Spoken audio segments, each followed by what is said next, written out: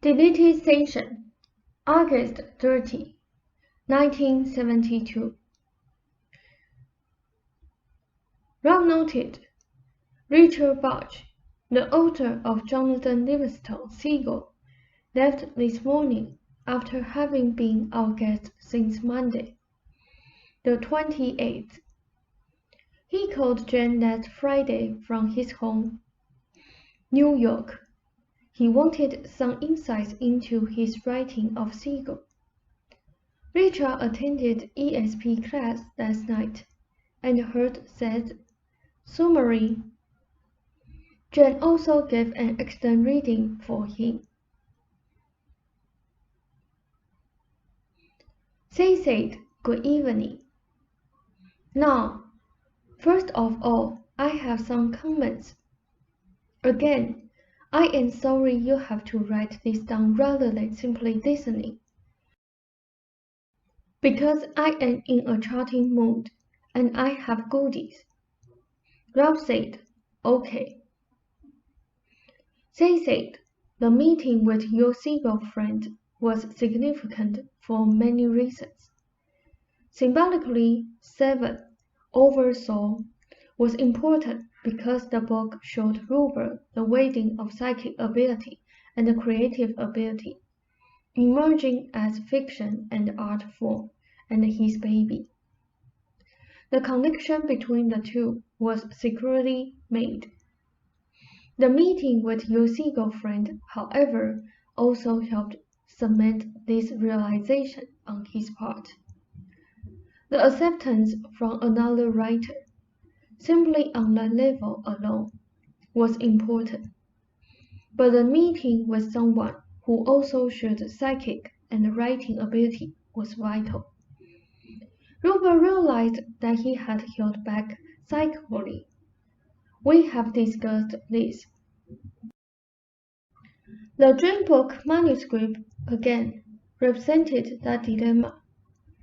At one point, he tried to insist upon the dominance of the conscious mind, and became pedantic, seeing that his own ability is greater than our Seagull's in certain, now important areas. He realizes what can be done when he does go ahead. The last session for him, that is, the last key session I gave, is also connected here. For in following it, he lifted himself enough above negative attitudes, so that he could attract such a meeting. The psychocybernetics that he also began, because I told him to do what he had done last summer, also helped. So he opened himself up to influences that he needed. I told you that financially he would do well. The same elements appear in your own painting and in their sales. Of course, I want that session, and those immediately followed faithfully, and the route as he has now developed it. He knows what that is. I also want you to read those sessions, and the key one particularly, once a week or so, though he is to read the one each day. Rob said I usually do read it. They said his reading for Richard was also symbolic. It represented the acceptance by another writer of his psychic abilities as well as himself. Now, some connections between Ruber and Nibbin are obvious, though perhaps not apparent. Ruber always knew from childhood unconsciously of the strength of his personality, its potential, and his ability to sway others. He did therefore develop a strong conscientious self, so that these abilities would be put to good purposes, and not frittered away, until he was absolutely certain that he was on the right track. He would hold back, as indeed he has, but only to a certain degree, as indeed he has. There are reasons, reincarnationally, for this caution. Nevertheless, the point has now been reached, where he does realize that the basic self is good, and the abilities are being put to good purpose. The realization has to do with results from the sessions mentioned, and the ensuing events. Now, your physical situation will change, using Richard as a case in point. Robert sees what happens when full consent is given. He has now an example that suits his sometimes literal mind, but his following of the session made that example possible. The over-conscientious self therefore equates, you see, with Nibin's over-conscientious self in other areas. Do you follow me? Ralph said, yes. They said, it is therefore no coincidence that Richard was a student of Nibin's, and the material on the reincarnational aspects. Ralph noted that Jane gave in ASP class that night. They said is quite correct. In so helping Robert, Ralph noted, Richard, they said, is also paying back a service to Nibin, for he owed him much. Ralph noted in his radio and TV tours, Richard offered to mention the set material and set speeds to help boost sales. This besides asking his elder to read Jane's material. They said, I will very shortly now be involved in our new book, and with Robert's consent, and Richard's visit, or one of other probable events like it, was to occur before the book continued. As Nibin, while attracted by Robert and in love with her, you considered her evil, and your attention to her as a weakness on your part, a debasement. So now, you find yourself in a position of helping Robert understand that his basic nature is good, that he is not leading people astray, as in that life you thought he was. At the same time, the existence of the Nibin characteristics served to bring to your attention the Josephine characteristics. Nibin, to some extent, then, was a trigger of creativity. The realization of Nibin would automatically lead you to question, to bring to your conscious attention characteristics that otherwise you may not have recognized. Blacks to your creativity, and yet strong drives toward the nature of truth, from which your creativity also springs. For Nibin's being was deeply involved with the search for truth. Nibin's students are also coming back to say hello. Ralph said, I have noticed that. They said, and he can be pleased with their progress. His desire for truth inflamed them, and all of their aspects, even while his methods served as counterparts against which they rebelled. Now, give us a moment. Robert's way has been different in many respects than your own. Before this, in those terms, he has chosen lives of great contrast and extravagance, with one or two characteristics relatively predominating, either, for example, extremely intellectual, genius, or idiocy, dire poverty, or great wealth. He was at one time possessed of a great desire for power, and led, in those terms now, many astray. It is for that reason that he so fears the false prophet idea. Give us a moment. Is your hand tired? Ralph said, no.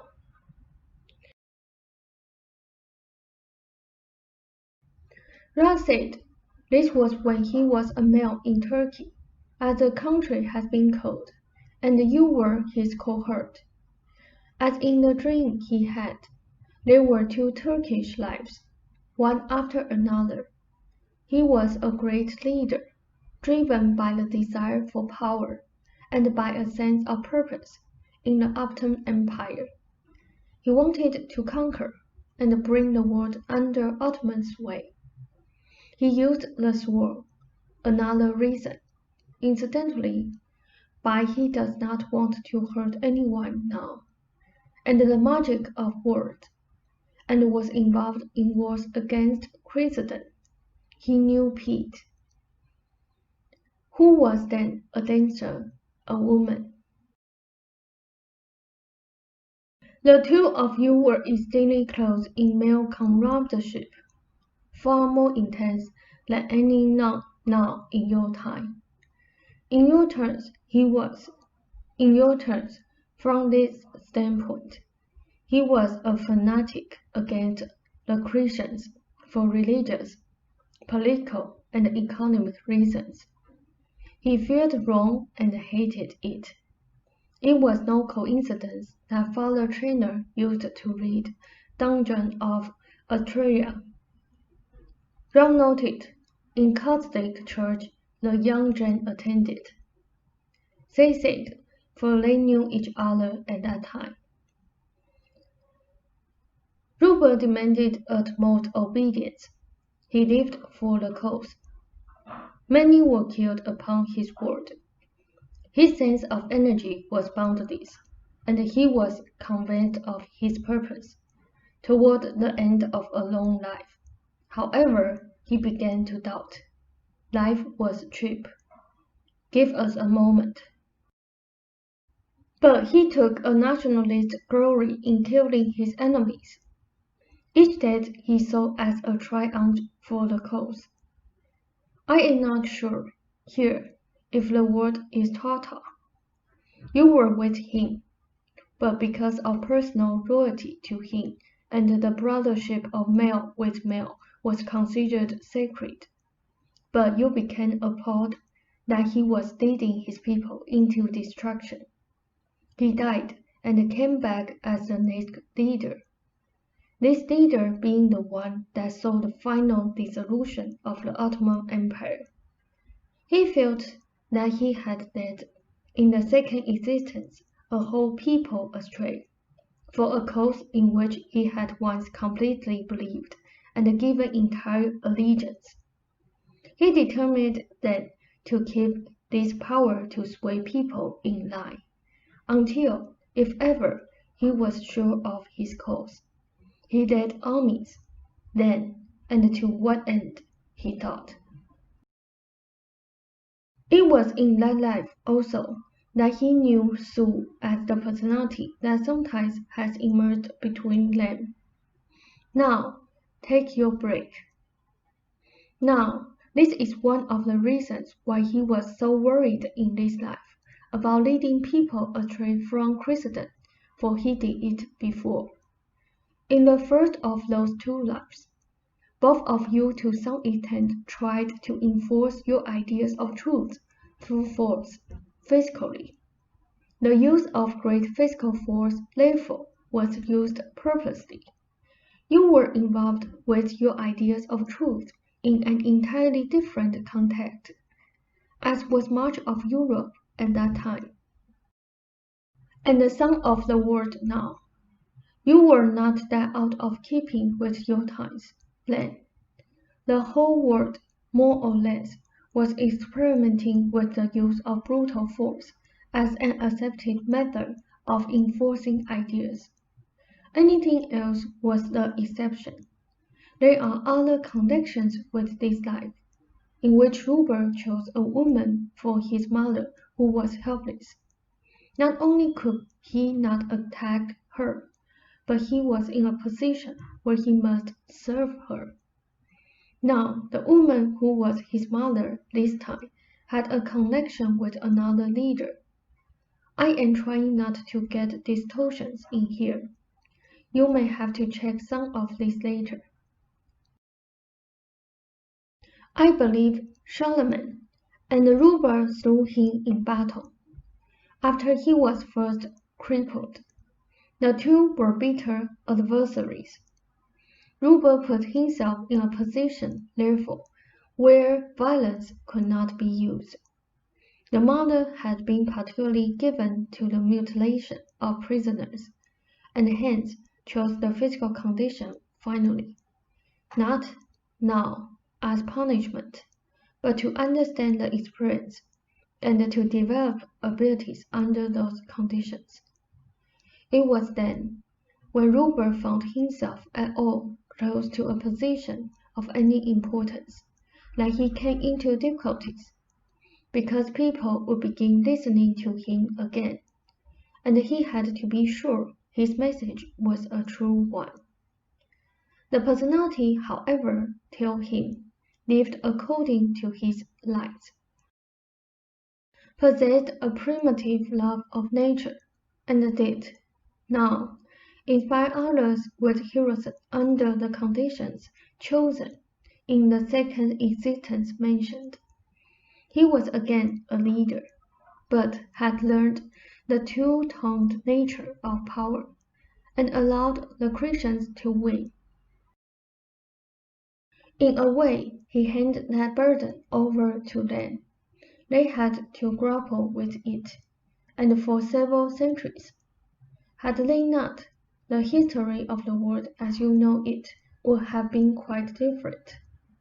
The Ottoman Empire ended up stripped of its power, then on purpose, where the deceiving nature of power was given to Christendom, and in this our friend saved his people from a probable future in which the unsavory aspect of power predominated for them.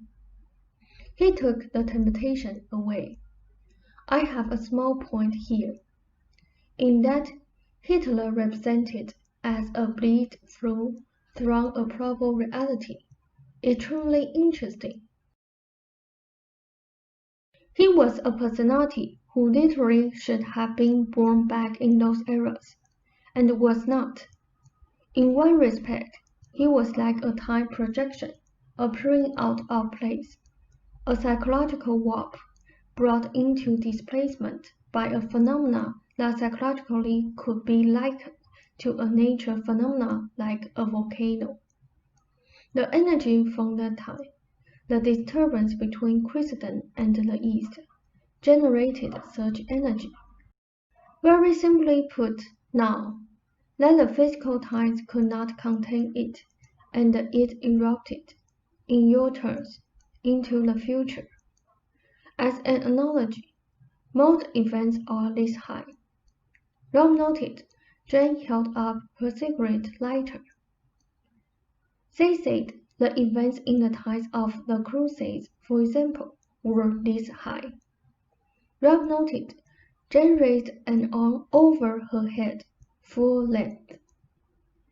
They said, following the analogy, the times, the physical times in which they would ordinarily have occurred, would have ended, say, here. Rob noted, Jane indicated a spot 6 inches above the lighter.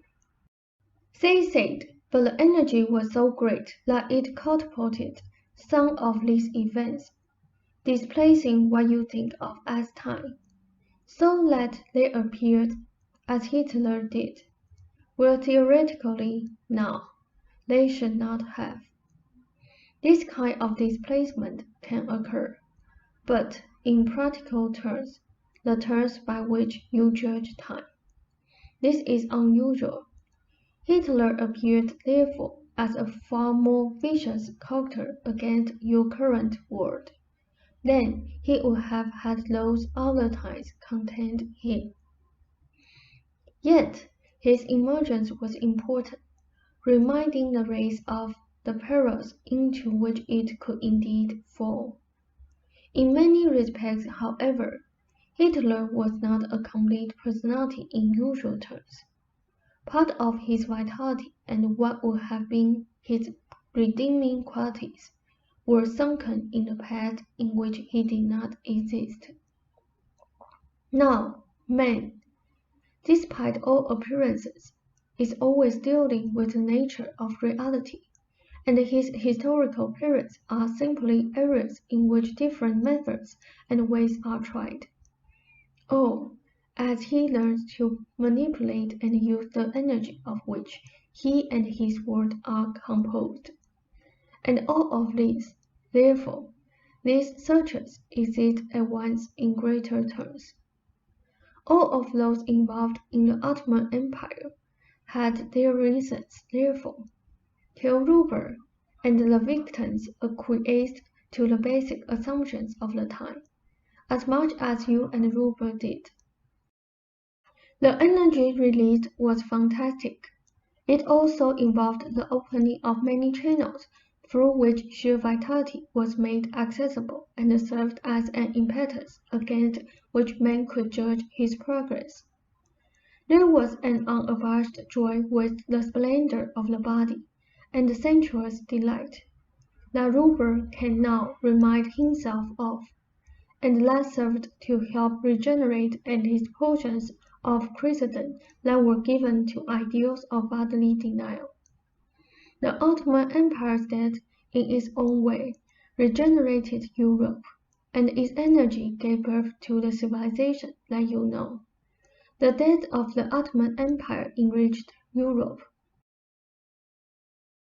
The pagan joy of life in its own way sparked new blood. Christendom would have died out otherwise, for it was already tired. Unwittingly, therefore, Ruber aided the growth of Christendom as it became known. Now, you can take a break or end the session as you prefer. Rousseau will take the break.